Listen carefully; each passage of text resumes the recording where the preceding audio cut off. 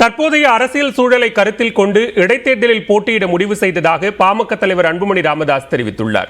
பணத்தை நம்பியே திமுக இடைத்தேர்தலில் களமிறங்குவதாகவும் அவர் விமர்சித்தார். இப்போ விக்கிரவாண்டி இடைத்தேர்தலில் ஆளுங்கட்சி திமுகவை எதிர்த்து நேரடியாக பாமக போட்டியிடுறது, இடைத்தேர்தலில் போட்டியிடுற இல்லைங்கிற ஒரு கொள்கையிலிருந்து விலகி நேரடியாக தேர்தல் களத்தில் சந்திக்கிறீங்க. வெற்றி வாய்ப்பு எப்படி இருக்கு?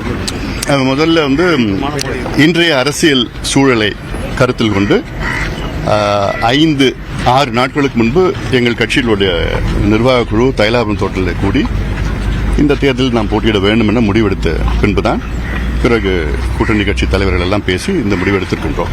இந்த இடைத்தேர்தலில் ஆளும் கட்சி திமுக பணத்தை மட்டும் நம்பி இந்த தேர்தலில் இறங்கியிருக்கிறார்கள். தமிழ்நாட்டில் மொத்தம் இருக்கிறது 34 அமைச்சர்கள், முதலமைச்சர் உட்பட. அந்த 34 அமைச்சர்களில் 10 அமைச்சர்கள் இந்த இடைத்தேர்தலில் இங்க தங்கிட்டு இருக்கிறாங்கன்னா தமிழ்நாடு நிர்வாகம் என்ன நடக்க போகுது, இவங்க துறைகள் என்ன இருக்க போகுது? கூட அமைச்சர் 2 அமைச்சர்கள் இருக்காங்க இந்த மாவட்டத்தில். இந்த தொகுதிக்கு என்ன பண்ணாங்க? ஏதாவது ஒரு முன்னேற்றம், ஏதாவது ஒரு தொழிற்சாலை, ஒண்ணுமே கிடைக்கல. அந்த மக்களும் விரத்தியில் இருக்கிறாங்க. பார்க்க தான் நீங்க போறீங்க. உறுதியா நாங்க வெற்றி பெறுவோம். ஈரோடு இடைத்தேர்தல் போன்ற ஒரு தோற்றத்தை உருவாக்கி நாங்க எல்லாம் பட்டியல அடிச்சு வச்சு பணத்தை கொடுத்து, சாராயத்தை கொடுத்து, பிரியாணி கொடுத்து, கறியை கொடுத்து என்னமோ நினைச்சிட்டு இருக்காங்க. இங்க எடுபட போறது இல்ல. பெண்ணாகரம் ஃபார்முலா நீங்க பாத்தீங்க, பெண்ணாகரத்தில் நீங்க பாத்தீங்க, 2010 நடந்த தேர்தல் பாத்தீங்க. அதோட இன்னும் சிறப்பா இந்த தேர்தல் இருக்க போகுது. நாங்க மக்கள்கிட்ட நேரடியாக நாங்க பார்க்க போறோம், பேச போறோம். இவங்க திமுக செய்த துரோகங்கள் எல்லாம் நாங்க பேச போறோம்.